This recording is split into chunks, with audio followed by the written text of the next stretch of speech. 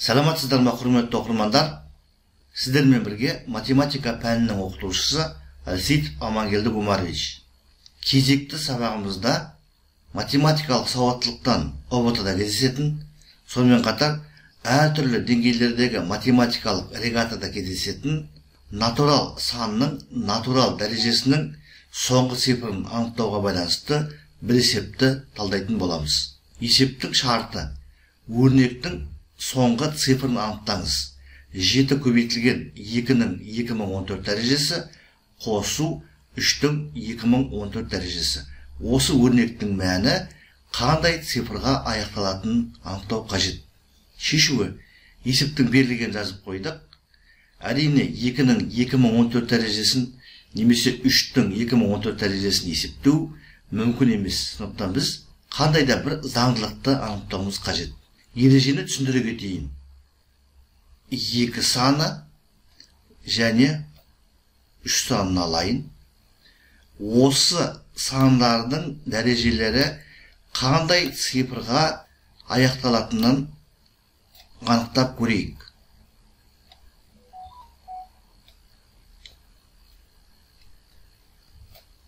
1 дәрежесі, 2 дәрежесі, 3 дәрежесі, 4 дәрежесі, 5 дәрежесі. Бізге осы жеткілікті, себебі қазір заңдылықты байқайтын боламыз. Натурал санның натурал дәрежесінің соңғы цифрын анықтағанда бізге санның соңғы цифры ғана маңызды. Сондықтан мысалы 2-ның орнында 512 болатын болса, біз алдыңғы рядаттағы 5-пен бірге қарамаймыз. Тек қана соңғы цифр 2-ні қараймыз. Енді қараңыздар, 2-ның 1 дәрежесі 2-ге тең, 2-ның 2 дәрежесі 4-ге тең, 2-ның 3 дәрежесі 8-ге тең, 2-ның 4 дәрежесі 16-ға тең, соңғы цифрға 6-ны жазып қоямыз. 2-ның 5 дәрежесі 32-ге тең, соңғы цифрға 2-ні жазып қоямыз. Сонда қараңыздар, периодты түрде қайталанады екен. 5-ші дәрежесі 2-ге аяқталады, келесі 6-ші дәреже мына 4-ге аяқталады, 7-ші дәреже келесі 8-ге, 8-ші дәреже 6-ға, тағы сол сияқты жалғаса береді. Енді 3-ті қарайық. 3-тің 1 дәрежесі 3, яғни 3-ге аяқталады деген сөз. 3-тің квадраты 9, 3-тің кубы 27, яғни соңғы цифры 7 деген сөз, 7-ге аяқталады. 4 дәрежесі 81, соңғы цифры 1 деген сөз. 5-ші дәреже 243, яғни 3-ге аяқталады. Келесі периодты қайталанады, 9 болады. Бұл нені білдіреді? Натурал санның натурал дәрежесінің соңғы цифрын анықтағанда біз алдымен негізіндегі санның соңғы цифрына қараймыз. Екінші мәселе дәреже көрсеткішіндегі натурал санға қараймыз. Біз 2 мен 3-тің натурал дәрежелері периодты түрде қайталанатынын көріп отырмыз. Және периодтың ұзындығы 4-ге тең екен. Біз осы дәреже көрсеткішін біздің жағдайда 2014-ті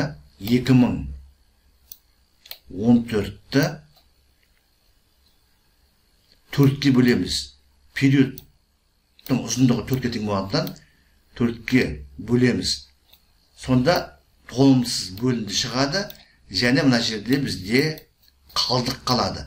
2012 4-ке бөлінеді, сонда бізде 2 қалдық қалады. 2 қалдық. Енді қараңыздар, егер мына дәрежедегі санды 4-ке бөлгенде қалдық қалмаса, онда мына 4-ші бағандағы цифр болады соңғысы. Мысалы 2-дің жағдайында 6, 3-дің жағдайында 1 болады. Егер 1 қалдық қалатын болса, онда 1-ші бағандағы цифр болады сәйкесінше. 2 қалдық қалса, 2-ші бағандағы, 3 қалдық қалса, 3-ші бағандағы цифрға аяқталады. Бізде екеуінде де 2014 дәреже тұр. 2014-ті 4-ке бөлгенде 2 қалдық қалады. Олай болса, соңғы цифрлары мына 2-ші бағандағы цифрлар болады. Олай болса, 2-ның 2014 дәрежесінің соңғы цифры 4-ке тең болады, ал 3-тің 2014 дәрежесінің соңғы цифры 9-ға тең болады. Мұнау бізде 7 деген көбейткіш тұр. 7-ні мына 4-ке көбейтеміз, 28 болады. Яғни мына өрнектің соңғы цифры 8 болады. Яғни 7 көбейтілген 2-ның 2014 дәрежесінің соңғы цифры 8-ге тең болады. Екінші қосылғыштың соңғы цифры 9 болып тұр. 8-ге 9-ды қосамыз, 17 шығады. Яғни бізде мына өрнектің соңғы цифры 7-ге тең болады. Сонымен есептің жауабы 7. Сонымен құрметті оқырмандар, біз бүгінгі сабақта санды өрнектің соңғы цифрын анықтауға бір есепті қарастырдық. Дәлірек айтқанда, натурал санның натурал дәрежесінің соңғы цифры қандай болатындығын анықтадық. Ережені толығымен түсіндірдім. 2, 3, 7 және 8 цифрларынан аяқталатын натурал сандардың натурал дәрежесінің соңғы цифрын тапқанда, біз дәреже көрсеткішін 4-ке бөлеміз. Егер бір қалдық қалса, бірінші бағандағы цифр болады соңғысы, 2 қалдық қалса, екінші бағандағы цифр болады, 3 қалдық қалса, үшінші бағандағы цифр болады. Егер қалдық қалмаса, онда 4-ші бағандағы цифр болады. Сіздерге барлығы да түсінікті болды ғой деп ойлаймын. Егер осы есеп және осы тақырыпқа қатысты сұрақ болса, комментарийға жазыңыздар.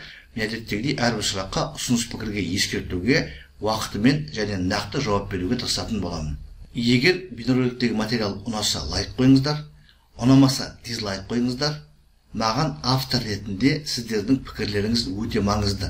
Мен қандай бағытта және қалай жұмыс жасау керектігі туралы қорытынды жасап, соған сай жұмыс жасауға тырысатын боламын. Зейін қойып тыңдағандарыңыз үшін көп рахмет. Келесі кездескенше.